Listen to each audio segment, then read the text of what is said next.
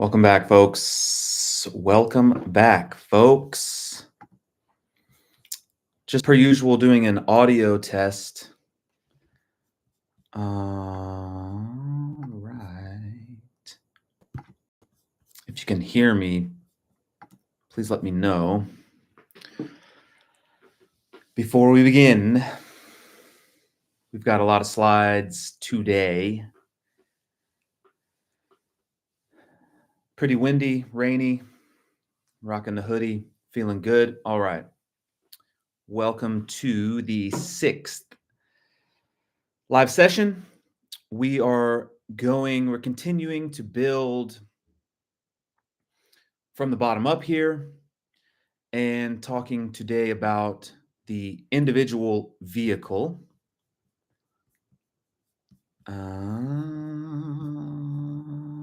This is what I'm looking for. All right. Being a little bit traditional, being traditional enough, let's say. Let's be traditional enough. And here we go. This is a very, very precious experience. Let us make the most of it. We are endowed with liberty and opportunity. As human beings, we have a precious opportunity to understand ourselves and our experience, and may we make the most of that. All right. We're going to do a little hacking matrix, little matrix hacking, a little wormhole traveling today. So hold on to your butts, folks. I think it's always important to do the trigger warning slide. I think an elephant in the room can be, is this a legitimate thing or not? Like how would I know if I'm involved in something that is a legitimate Dharma center or a legitimate Dharma practice? Because clearly, I have facial hair and I'm wearing a hoodie or whatever, right? So I think that if some people who are being nice to us might say that our approach to teaching is non-traditional. That might be an argument. And some other people say that this isn't even legit Buddhism at all, right? And so, we're already at episode 6. We should have done this at episode 1 of like, how do you determine what are the determining factors or indicators that would inform me as a practitioner that I'm in a legit Dharma space? Because it clearly doesn't have the trappings and garb, right? So what is the defining characteristics of a legit Dharma space? So we're just going to touch this quickly. The Dharma smell test. Number 1, the Buddha said, even though I've realized everything, unfortunately, I can't tell you about it. And therefore, you're going to just have to trust, take my word, but also don't just have blind faith, just test for yourself and see if it works, right? Like, allow your respect for me. I'm saying the Buddha was intimating that your respect for his understanding, his capacity to improve our lives, that respect will grow organically the more that we test the teachings, right? So that's number 1. How much blind faith is allowed in the space, right? We often say that blind faith is not allowed, that each of us is required to do the heavy lifting of testing all of these things for ourselves. Each time something new is presented, even though we may have some respect for our mentor or something there that has arisen or emerged organically, each time we're offered something new, we still have to come back to the prime directive of let me test this for myself to make sure that I'm not hanging out with crazy people, something like that, right? Um, Also, is the teaching that's being given, is it coming from lived experience, or is it an academic, translating things and saying this means this, and here's all the instances of this was used and talking about something, right? And how would you know that something is being taught from lived experience? Is whomever's teaching pointing to your common sense, evoking your common sense, talking about your, you know, um, is the way that the teacher is speaking appealing to your own experiences and common sense, and does it feel like that person is able to put their finger on your experience, right? That's again how we can know that someone is teaching from lived experience versus um, not doing that, right? Okay, so then is whomever is teaching has whomever is teaching written commentaries, right? Is that person, I'm on point two, is that person um, commenting on, unpacking, elucidating the tradition, updating, contemporizing the tradition? Is that person doing that?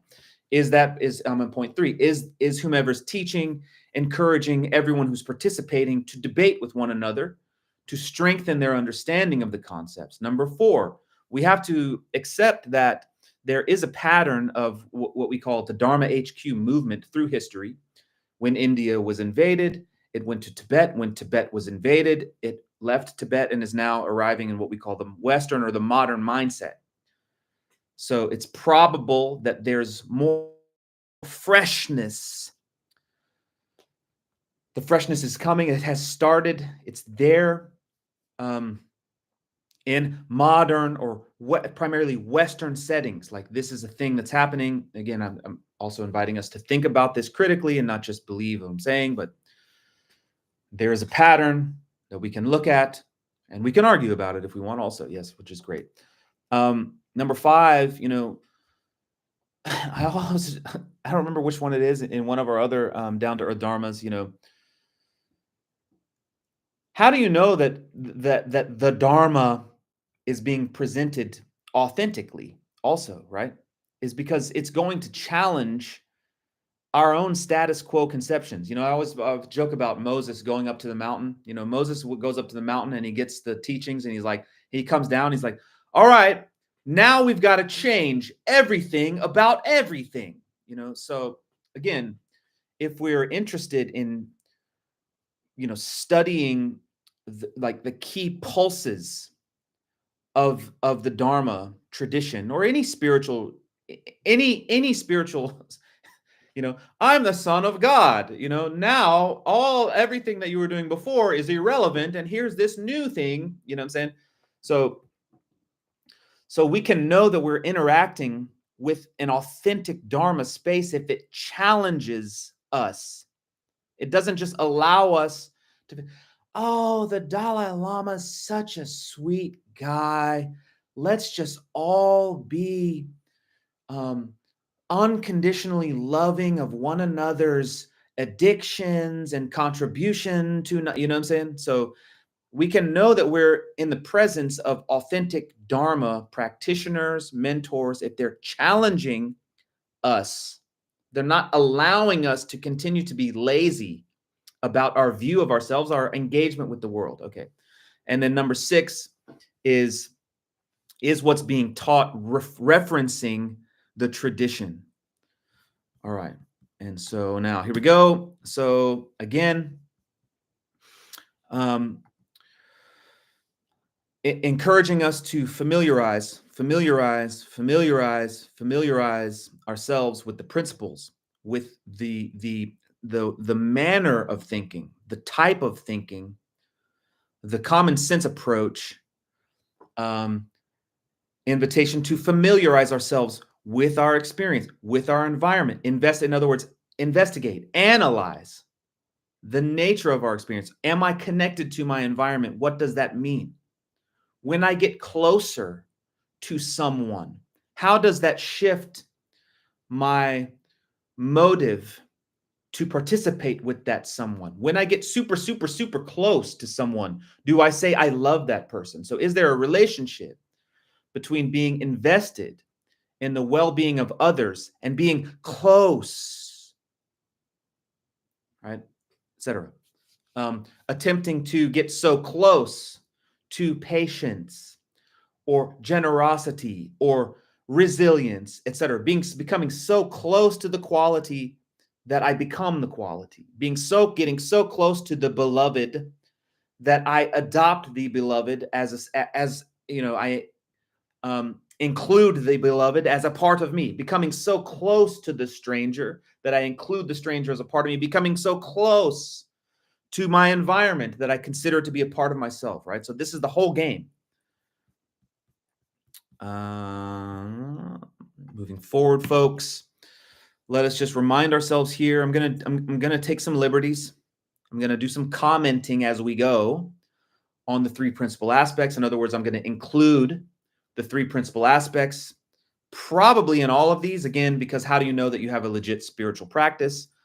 Well, is there any other metaphor that I could use to know whether or not I have a legit anything, right? And so if I didn't have the three principal aspects of my shoe, the sole, the laces, or the leather, I wouldn't have a shoe. And therefore, if we don't have if we don't have the three principal aspects included in what we're doing, studying, practicing, we don't really have a practice. So touching these, right? So the first principal aspect we're calling participation. What is my level of play index, my play index? Do I say no to most things or do I say yes to things, right? In other words, but specifically, we're making a determination to free ourselves from our sense of spiritual homelessness, that I feel like I don't belong here or anywhere, or I only belong over there, right? I'm trying to free myself from the sense that I only belong in that one place. Or what we call basic insanity. We're trying to make the determination to view everyone and everything as inherently full of magical potential, as an integral part of ourselves, and as someone or something sacred to steward. What it is that we're trying to renounce are our old habits of viewing things otherwise. And so then we were saying that the three principal aspects kind of map onto the what we're going to talk about today. So, and then just really making this clear, we're a total. The first principal aspect is an attempt to make a total determination to eradicate the sense of not belonging. Wherever I go, do I feel like I belong there, that I'm related to whomever is there, and therefore am I invested in the well-being of that space and its inhabitants? It doesn't mean that I just allow whatever behavior is present to be so, right? I don't just allow my hand to stay on the skillet and slowly dissolve and burn away, right? When I feel connected to a space or an object or a person, simultaneously I feel responsible for that space or that object or that person, and therefore I'm invested in its well-being, and therefore if its well-being is threatened, I'm reflexively motivated to address the suffering at the level of cause. So when I go into the world in a space, do I feel like I belong there? When I feel like I belong there, I will feel invested in the well-being of that space and its inhabitants, and I will be actively engaging in actions of body, speech, and mind that help promote the health of that space and its inhabitants. That's the idea here. Okay. And then why are we always harping on the relationality of things? Because this is really the key point in this entire, the entire point of Buddhism is that we're related to each other. So shared identity, just touching this again, it naturally emerges from the recognition that any environment or object is included within and composed of other objects and environments. Basically, what that means is everything is related to everything, as we've said many times. When you look for the plant, what do you mean plant? Do you mean color green? Do you mean sunlight? Do you mean photosynthesis? Do you mean mitochondria or whatever? I don't know if plants have mitochondria. But you understand what I'm saying? And so then with just with one with just by piercing, the first veil, just one level of analysis reveals how connected anything is to some crazy series of everything. And the implication, and so traditionally that's called emptiness. Something does not have its own inherent existence. It arises in dependence on other objects and phenomena and conditions. And so, and the real implication is that I am that way. That when I try to look for myself, I can't find a part of me that is like permanently residing somewhere. I don't want to go too ham on that, but in other words, everything is related to everything, and as I've been saying, therefore, I should be as deeply invested in the well-being of anything that I experience as much as I am my own hand or my own knee or my own family or household or career or something like that. Okay, so just touching these. All right. Um, Obviously, then when things are connected, what is the implication of connection? The implication of connection is that things influence each other for better or worse. And what that means is that we are endowed, because we are inherently connected, that we are also inherently endowed with sovereignty to help everything, period. In other words, we're endowed with the sovereignty to save the world, basically, right? What is the implication of things being connected? It is that they influence one another for better or worse. Now, let's say there's, as it happens to us, as we mature in the path, we feel like I want to save the world, right? That is a recognition of the inherent sovereignty that we are made of because we are connected to things. It is the recognition that things can influence each other, and what that means is that we're endowed with the capacity to improve things. That's what it means. Because we're connected, because our identity is dependent on and originates in other things, that means that we're connected to them. And that means that we are inherently endowed with the sovereignty to improve everything. All right. Okay, here we go. All right. Time's passing a little faster than I thought, but also invitation to familiarize ourselves with coffee breaks as we tread the path. Okay. So we're talking about individual vehicle today, folks. In other words, this is called the first turning. This is sometimes just summed up as the Four Noble Truths.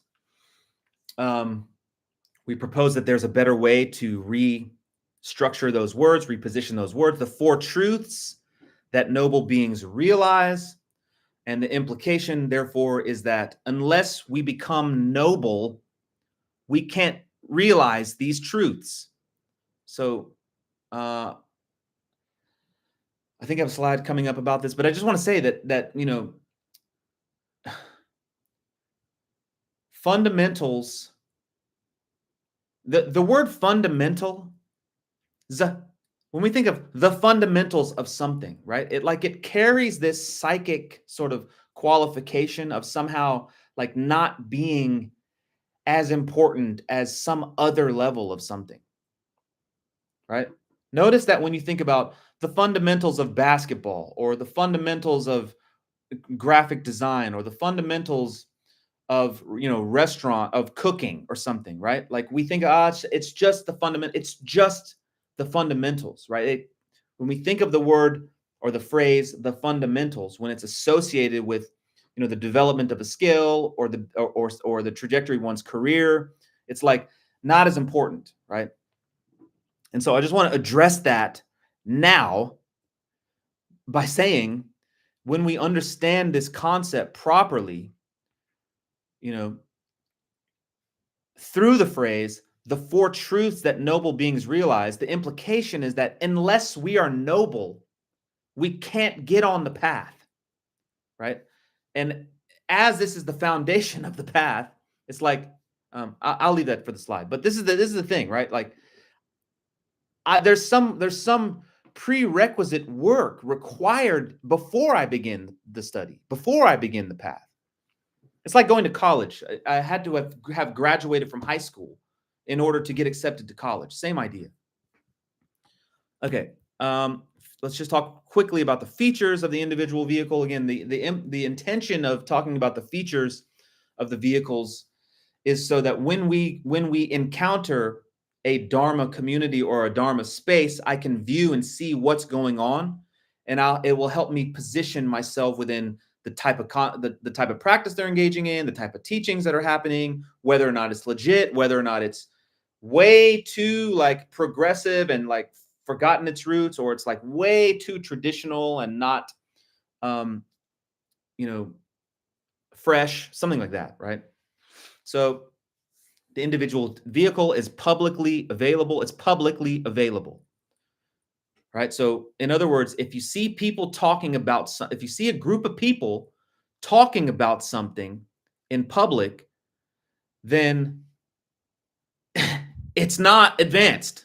It's not the advanced. Not to say that that's better or worse or whatever, but we will get into what distinguishes, a secret, the Vajrayana, or the secret vehicle, from the individual and the universal. But when you see something, and this is, with respect, I am shooting shots. I am firing shots with respect, in the spirit of tradition, in the spirit of debate, in the spirit of honoring the Dharma, in the spirit of being honest and authentic. I am firing shots.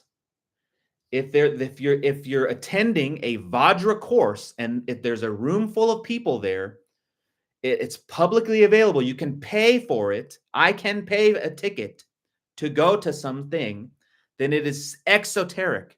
It is not esoteric. Whatever it's called, whatever it's called, whatever the ideas they're discussing, because it's publicly available, I can purchase a ticket, or I can apply, or there's something that I can do to gain access.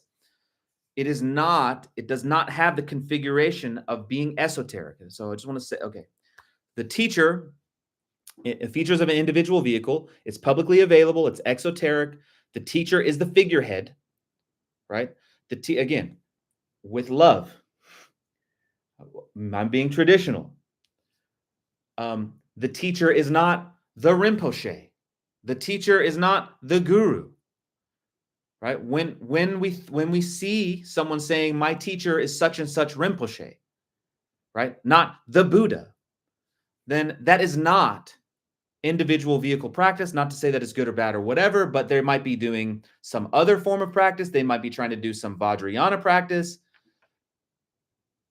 I'm just trying to keep it super clear and simple for us. Super clear and simple. Individual vehicle, publicly available. The teacher is the Buddha. And therefore, if I am receiving teachings from a Rinpoche or a Lama or a guru, then I can know if again, if those teachings are related to what we're going to talk about today, I will know that that teacher is legitimate. If that teacher is saying, I'm not the teacher, I'm just a Buddhist monk practitioner, or Buddhist nun practitioner, or just a lay practitioner, the Buddha is the teacher, right? In other words, humility is an essential component of a teacher who is teaching individual vehicle teachings or something. Okay, so anyway, teacher is the figurehead, and the emphasis of the practice is, I'm saying, compassionate expression via personal transformation.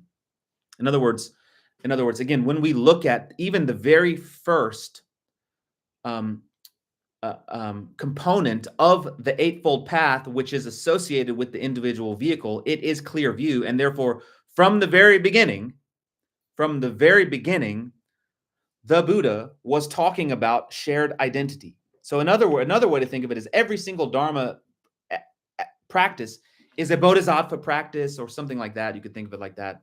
But in other words, every single Dharma practice has the aim of expressing compassion in the form of healing ailments in ourselves and others. And I'm saying the way that that is accomplished in the individual vehicle is that we do not become a burden to society. We do not become a burden or a cancer to ourselves, our families, our communities, our businesses, and society at large. The intention, the point, the emphasis of the individual vehicle practice is to cultivate ourselves in such a way as we prevent ourselves from being burdens and cancers to ourselves, our family, our communities, our business, and societies. That's the intention of this. And in so doing that, we help heal by preventing the transmission of disease. We do not spread disease, we heal ourselves, and that heals because we prevent ourselves from being cancers to others. That's the idea. Okay, and these another way another way that the individual vehicle has been named is as the Theravada. You'll see this, which translates to the teachings of the elders. And so this is primarily, Sri Lanka, Cambodia, Laos, Thailand, South Asian traditions are still really heavy with this. Theravada, teaching of the elders. Other locations where Buddhism has flourished has called it Hinayana, which translates to lesser vehicle. And again, this is my loving and respectful beef with translators, right? How could the foundation of the building be considered the least of the floors in terms of the quality, the contribution to the building? What logic? How is it rational to think that the thing that's holding up the entire building is the least valuable floor or space or thing in the building? How is the foundation of the house the least valuable part of the house? If there is no foundation, there's no house. Or if it's not sound, the house won't last very long. Okay, so anyway, so again, I'm encouraging us to reframe our view of the fundamentals of the individual vehicle to try, even though it is the fundamentals, to try to see how essential and transformative these ideas are to our lives. Okay. All right. So coming back to the idea of, these are the four truths that noble beings realize. Well, what is noble? How do you define noble? And the answer to that is, a noble being is someone who has tried to figure out the answer to life's mystery on their own, and they've failed, basically. And then needing to know, right? So like, I tried to do this thing and that thing and all these crazy things. I tried to raise all this money, or I tried to become important, or I tried to do whatever, my own thing. And none of it worked, but actually I'm still interested in knowing. I'm actually not only interested, I need to know if life has a point or not, right? So I've tried to do all these things. It hasn't worked. I actually am completely motivated to know what happens, like when I die or whatever, what's going on, so that I can make the most of my life, because that's the only thing I've been trying to do the whole time. So I have a need to know. So the first quality of a noble being is that they've hit the world hard. They've really engaged the world hard in the attempt to stabilize themselves in some space of happiness or joy or abundance or something, right? They've really hit the world. The second thing that qualifies or defines a noble being is that they need to know. They did that because they wanted to know the best way to live, right? And then the third thing that qualifies a noble being or defines a noble being is that they realize that they don't know, and so they take a knee. They're prepared now, finally, to live to stay humble and open, and to seek guidance and to be a student. So that's what defines. To think about in terms of understanding nobility and someone that had those qualities. And then, like, if you've ever met someone and how much value and support they would bring to your life, right? I want to really think about the word noble, what it means. A noble being. Think about if you could start a business with or start a relationship with someone that had developed some crazy set of personal and technical skills, that they're really interested in understanding the meaning of life, and that they're super humble and they want to study and dedicate their lives to understanding themselves, and to think about why it's called noble, and what it would be like to start a business with someone like that, or start a relationship with someone like that, right? You know, with a person who has some crazy degree of personal and technical skills. They're really committed to understanding the purpose of life, and they've dedicated their lives to studying that, right? I mean, think about how successful or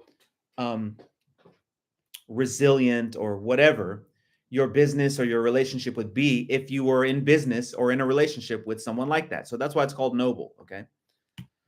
All right, here we go. I got to speed up. So what the hell are the four truths of noble beings? Suffering, its causes, cessation, and the path that leads to cessation. The four truths that noble beings realize. They realize suffering. We're going to break these down. They realize suffering. They realize its causes. They realize that cessation is possible. And they realize that there's a path that produces cessation. The four truths of noble beings: suffering, its causes, cessation, and the path to cessation. All right. Here we go, folks. What is meant by suffering? The word that's used is dukkha, and that's translated as suffering, but really it can also be translated as unease and unsatisfactoriness. But what the hell is the actual point of the word? Right? And so I want you to think about in either of these, silly graphics, what the first truth is basically is the effect.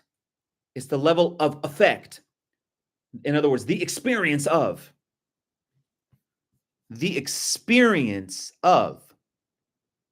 suffering, catastrophe, discontent, unease, unsatisfactoriness, whatever that's called.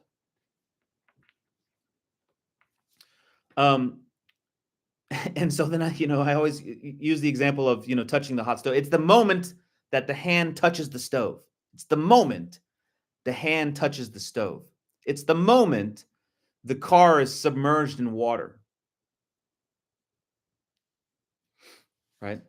That happens. That's all that the Buddha was intending to say, is that those things happen, not that is the truth of life. Car submerged in water, hand on hot iron skillet. Those things happen. And they don't happen for no reason. The reason that those things happen is because they have causes. So samudaya is translated as arising, origin, or accumulation. But basically, what it means is that we're inappropriately interpreting our environment. And because we're inappropriately interpreting our environment, the car gets submerged in water, or the hand touches the hot iron skillet. In other words, whenever I see water, right? Whenever I see water, I want to drive into it. I want you to think about, this is what the Buddha is saying, right? This is what the Buddha is saying. Samudaya, whenever I see water, I want to drive into the water. This is the point. Oh, there's water? Let's drive our cars into the water.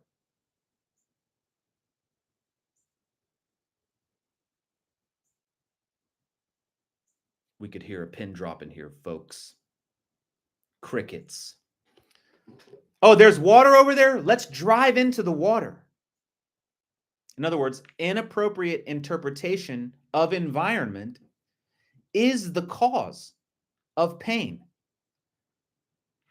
Skillet that's sitting on, high heat, high flame, skillet, giving, sizzling and producing smoke.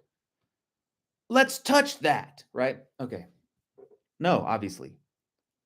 All right. So this is why dukkha and samudaya, as a single entity, we call this basic insanity. So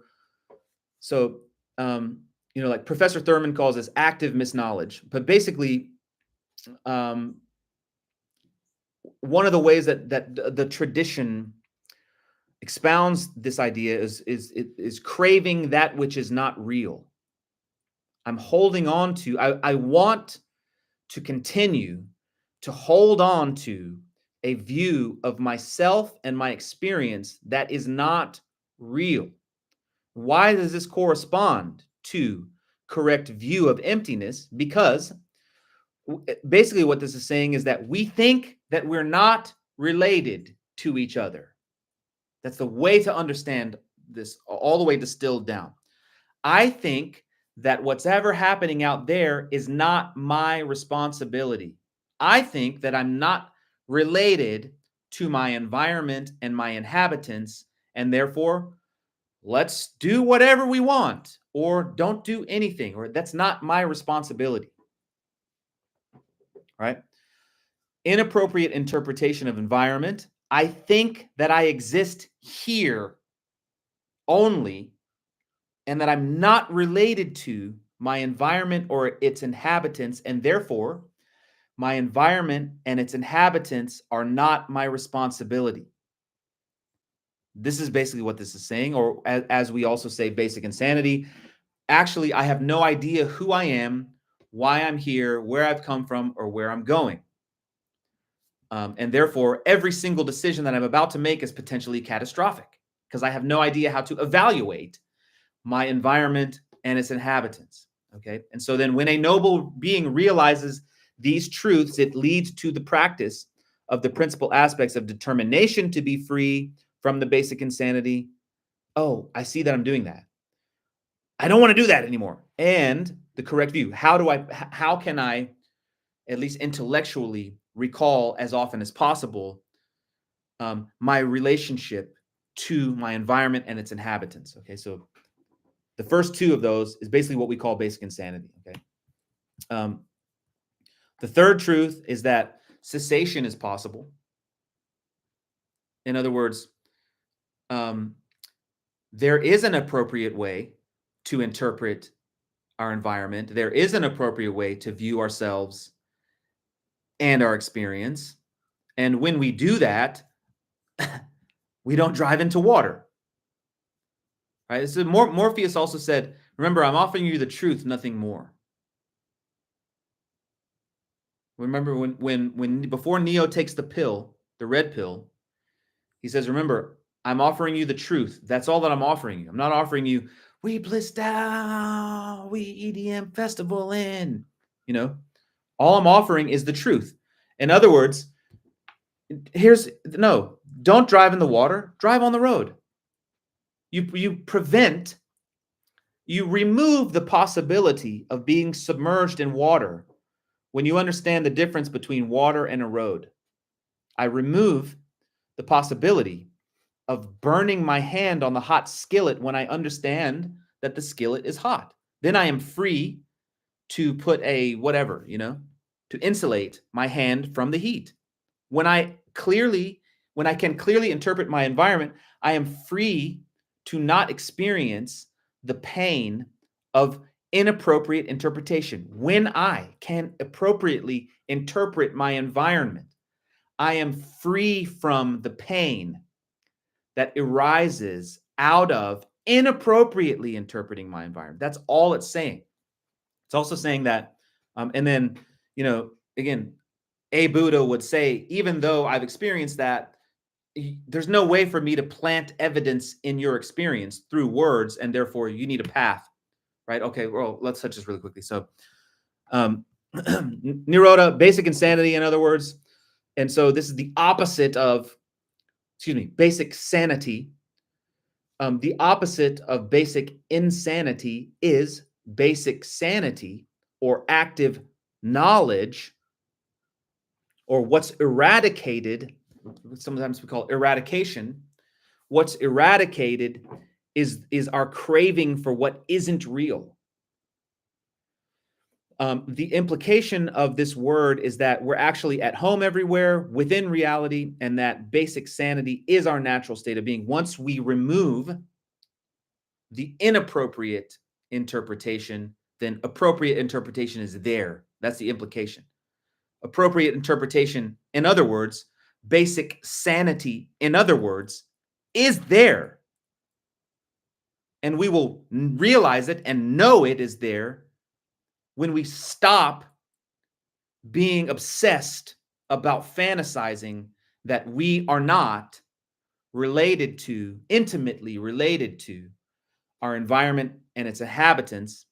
And we become, as we become invested, because we recognize that we're related, as we become invested in the well-being, then the pain that we're experiencing is mitigated.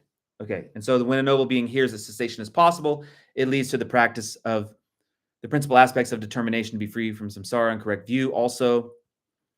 And then obviously then again, a Buddha is going to say that, the prime directive of a Buddha is that even though I'm a Buddha, there's no way for me to plant evidence through words, through information into your experience. And again, even that's common sense, right? Like think about whatever the highest level of math that you ended up taking, whatever was calculus or, some trigonometry. I don't know what's advanced.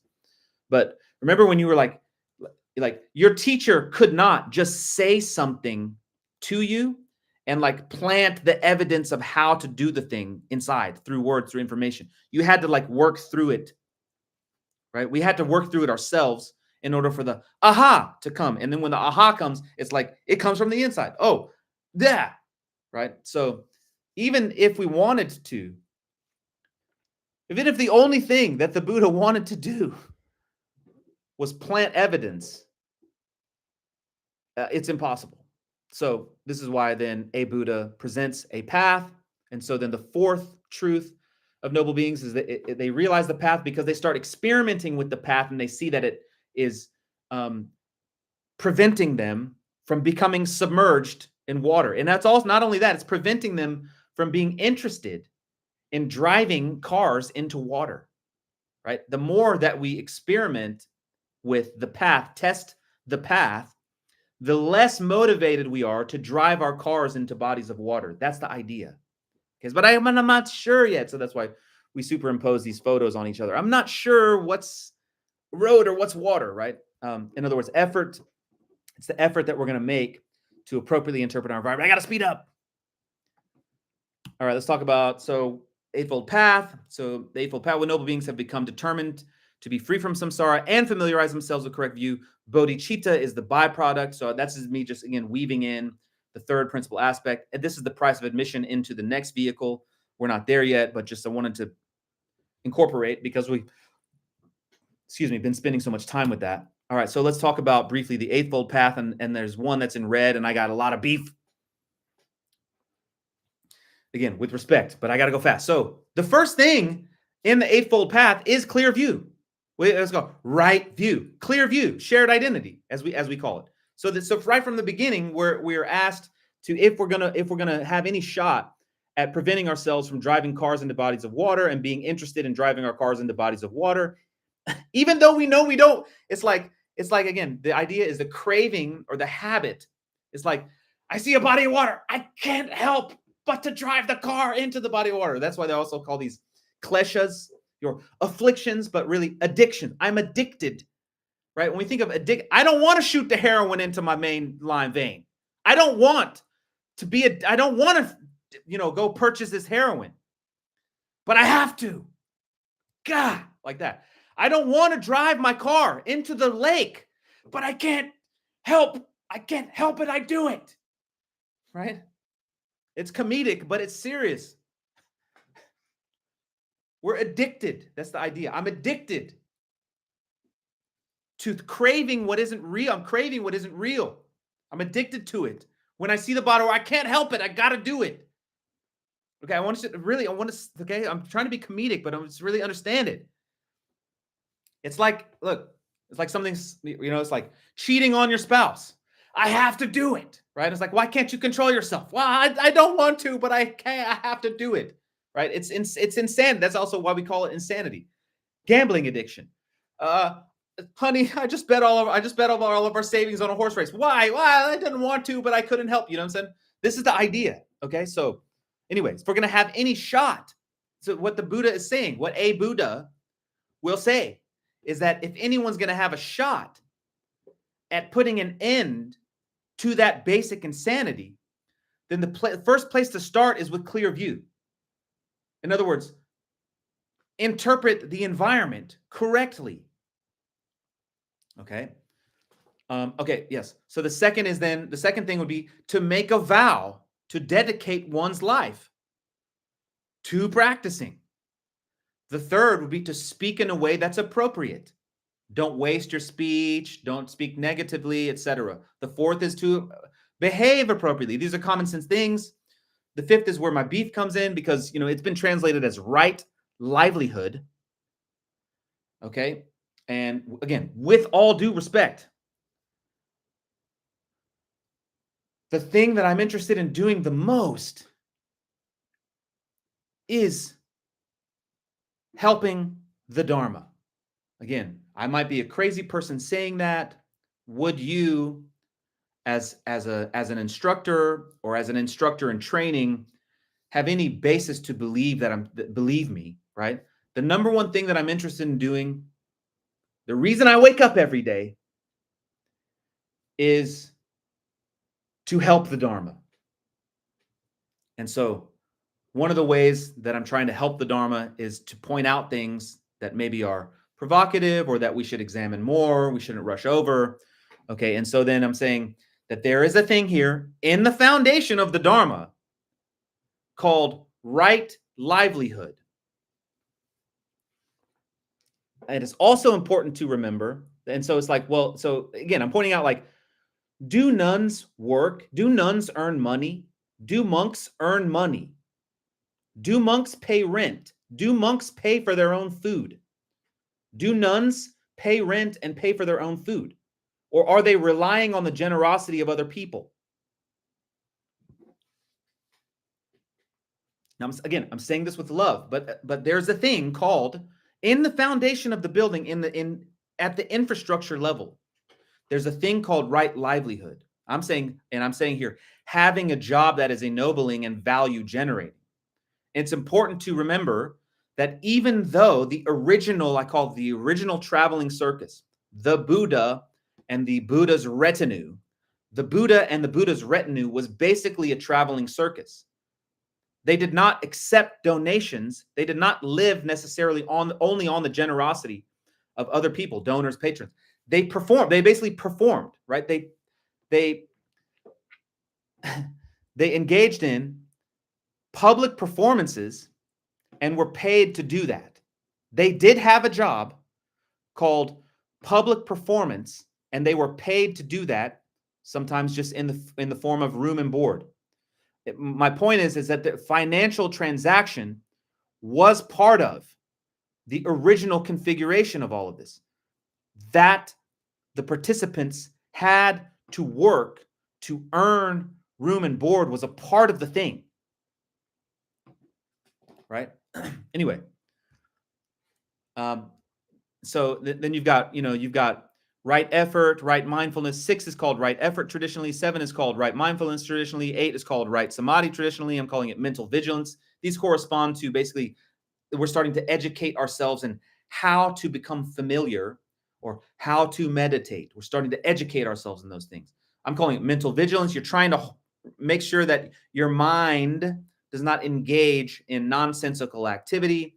7, I'm constantly remembering clear view. I'm constantly remembering my vow that I'm dedicating my life to Dharma. I'm constantly remembering before I say something, is it appropriate? I'm constantly remembering before I do something, is it appropriate? I'm constantly remembering that I need to bring something of value to the world.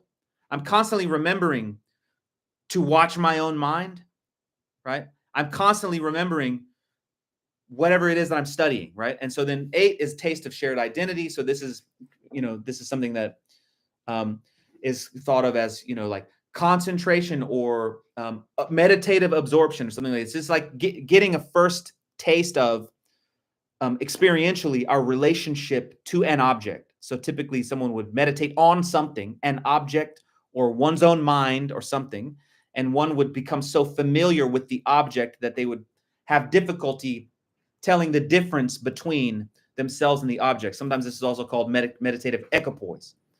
But so this is the foundations.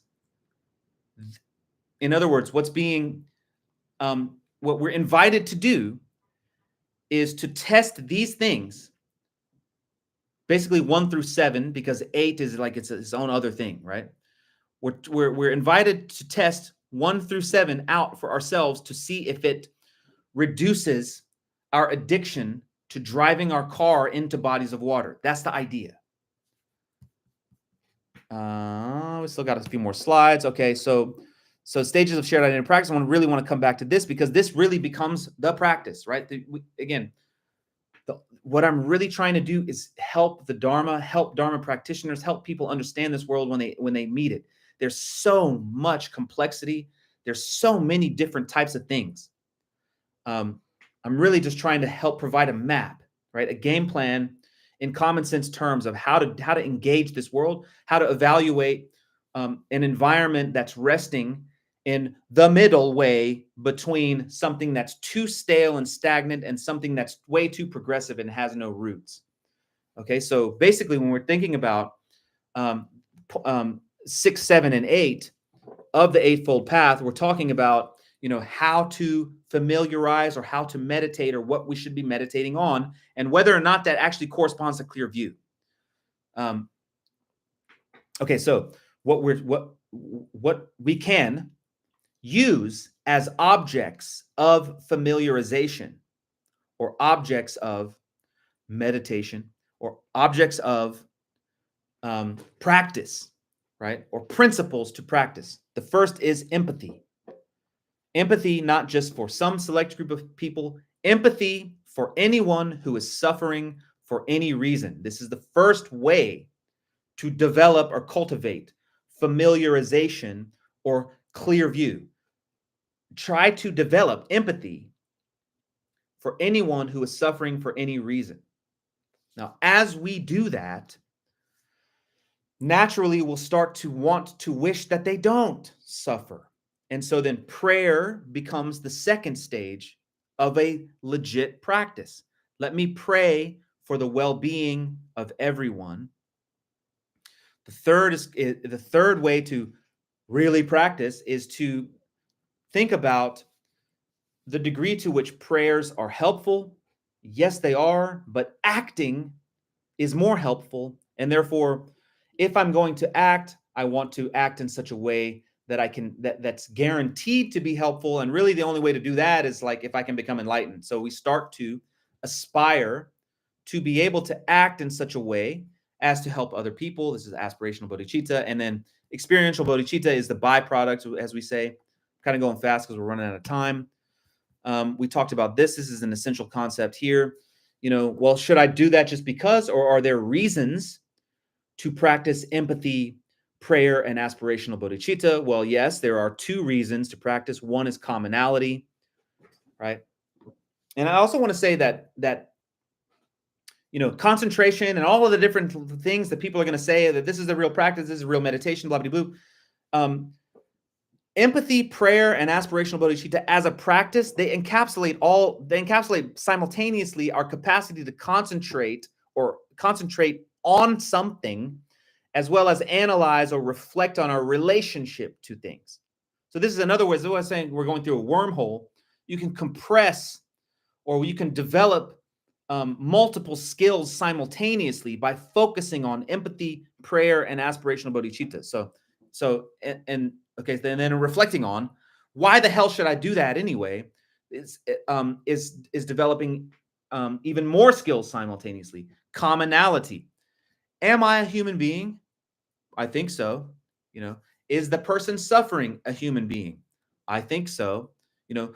Would I, as human being, want to suffer? No, I wouldn't want to experience that. Do I think any human being really wants that?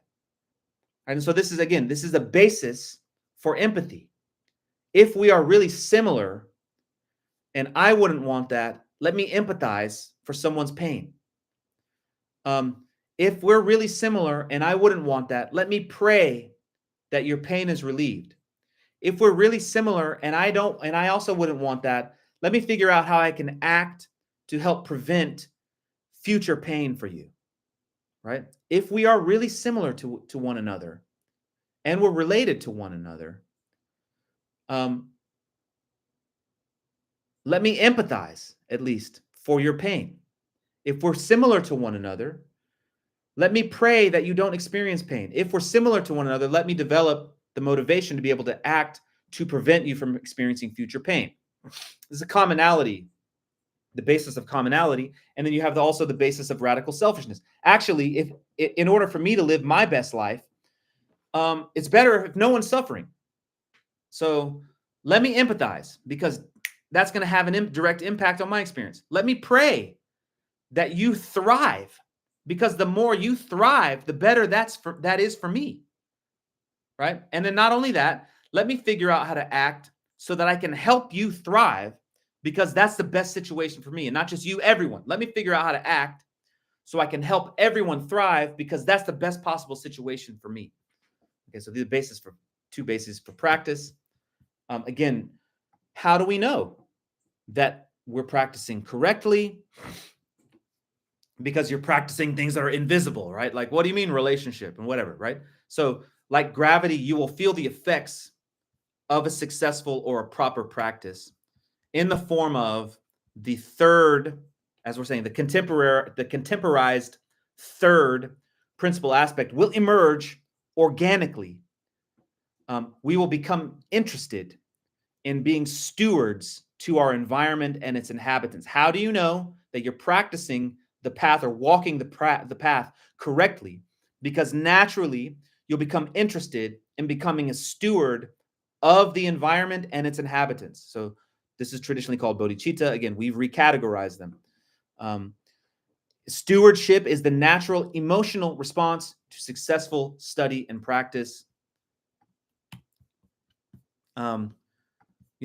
The more that we practice, the more that we become committed to assisting others and maximizing their evolutionary potential. And subsequently, the realization that if I'm going to have any shot at helping my environment and its inhabitants, the thing to which I am intimately related, then I got to figure out how to maximize my own evolutionary potential. And that's why the individual vehicle is like foundation level B, basically, right? As we reflect on our relationship to our environment and its inhabitants, and we slowly realize how intimately related we are to our environment and its inhabitants, which means that we're connected, right? Which means that our environment's going to influence us, but also we can influence the environment. And we realize that the best possible situation for us is for our environment and its inhabitants to thrive. As we realize all of those things, then naturally we become more and more invested in the well-being of our environment and its inhabitants. In other words, we become profoundly committed to assisting others with maximizing their evolutionary potential. We become committed to that, but then out of that commitment, I need to maximize my own. If I'm going to have any shot at doing this, let me maximize my own. So maybe let me start by making sure that I'm not a cancerous cell within this environment. And so that's why the individual vehicle, again, becomes foundation level B. Okay. And so then, again, it's a path of prayer and corresponds to the fourth tenet, the practice that noble beings willingly adopt in order to bring maximum benefit to themselves, others, and the shared environment. We're almost there, folks. And let's just touch this again out of respect for the tradition.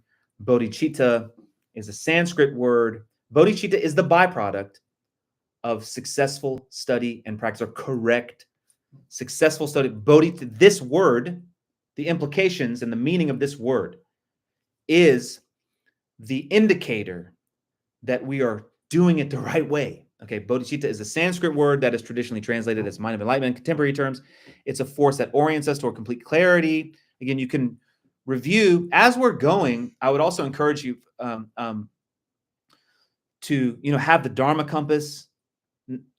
Because again, everything comes back to the Dharma compass and the three principal aspects, basically, right? And so then, as we familiarize ourselves with that, we can use the Dharma compass and the three principal aspects as filters of authenticity, or as stamps, or thresholds that would determine whether or not what we're practicing or studying or looking at is a legitimate thing or not. So anyway, so like love, bodhicitta emerges spontaneously as a result of feeling deeply connected to and identified with others. This feeling wish is primarily triggered through observing our loved ones endure unnecessary pain and suffering. Specifically, where it differs from love is that simultaneously, while I feel love, I'm also feeling the aspiration to be able to act perfectly to prevent the beloved from experiencing pain like that in the future. So, and as that experience ripens, it compels us to become more and more and more and more dedicated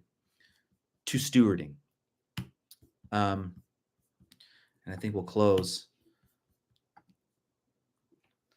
I, the yogi baker, can produce cakes at will.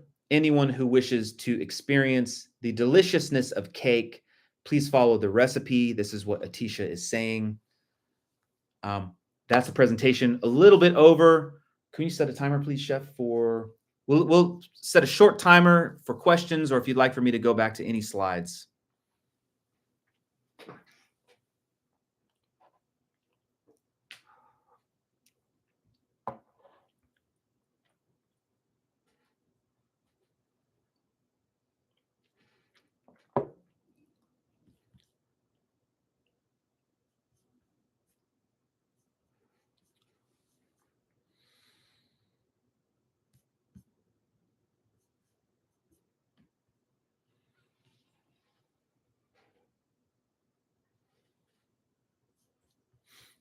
Appropriate. All right. So we're looking at appropriate behavior and speech. Just common sense. So also want to think about two ways to understand that idea.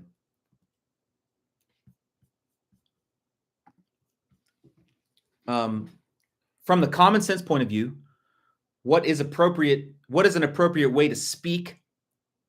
What is an appropriate way to think? What is an appropriate way to act? From a common sense point of view. Another way also, I want to encourage us to think about common sense is, what's the most selfish thing? Or what we call radical selfishness. Why we call it radical selfishness is because it's selfish to the point of being invested in the environment, right? It's like, if I depend on my environment, it only makes sense for me to be invested in the well-being of the environment as well as myself, or actually more, because there's more environment than there is myself, right? So understanding, basically, basically, when you look at the Eightfold Path, you're looking at body, speech, mind. What should I be doing with my body? What should I be doing with my speech? And what should I be doing with my mind? Right? And what's the difference between appropriate actions of body, speech, mind versus inappropriate actions of body, speech, mind? How would I know the difference between the two? Right? There's two ways to filter, is what I'm saying. The first is through radical selfishness. What is the highest? What action represents an investment that will give me the highest potential return? In other words, what type of thought can I engage in that will give me the highest possible return on that investment? What type of words and speech and vibe should I be generating or investing in that can give me maximum return on that investment? Of time generating mind energy. You could think of it like that. The time I spend, the energy that I spend using my mind, what's the way to get maximum return on that? What's the way to get maximum return on my speech and my vibe and my emotions? What's the way to get maximum return on my behavior, right? That's one way to think of it. And then obviously, you'll know what is a waste of time versus what is not a waste of time, obviously, right? And so this is why, discipline becomes such a, kind of thing, right? Like, what should I be doing with my body, speech, and mind that's going to give me maximum return, right? And so we could use from a radical selfishness point of view. I'm saying you can use the Dharma compass and just think logically about everything that you've ever experienced and which stations of the compass make the most sense to try to position ourselves in and stabilize ourselves in is one way to think of it, right? The other way to think of it is if we are not practicing empathy, praying, and aspirational bodhicitta, then we're not behaving the right way. That's the other way to think of it. Or in other words, if I'm not, if the practice of empathy, prayer, and aspirational bodhicitta is not the central axis of my life, like the reason I have a job is so that I can do that. The reason I have a relationship is so that I can do that, whatever, right? Then I'm not appropriately behaving, basically. Do maybe 15 more seconds, just in case there's one more or a follow-up to that.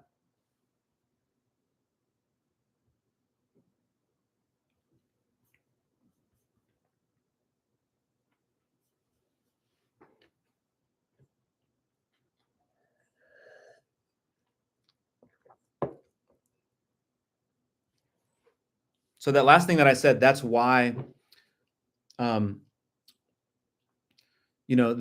why, monastic life became so prevalent, because everybody, authentic / serious / professional students realize the very best thing that they should be doing with their time is practicing empathy, prayer, and aspirational bodhicitta, like studying Dharma, right? And so that's why monastic culture kind of became so prominent. I call it cosmic OSHA, the Occupational Safety and Health Administration. Being a human being is extremely dangerous, and so that when we're operating the machinery of our bodies and minds, it's extremely dangerous. And so we need some type of cosmic OSHA to like help us maintain safety protocols of operating our body machine and our mind machine. And so that got hyper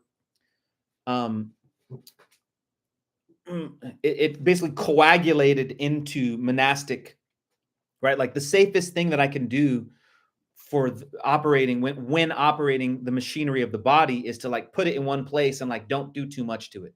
Don't move it around too much. Don't feed it too much like challenging, food, whatever, right? Like don't worry about all of the other complicated things, right? And so the monastic tradition really came out of the sincere commitment to appropriate behavior and speech and use of mind. But again, in my opinion, it is still missing an essential component of the Eightfold Path called participating in the world and creating value for the world.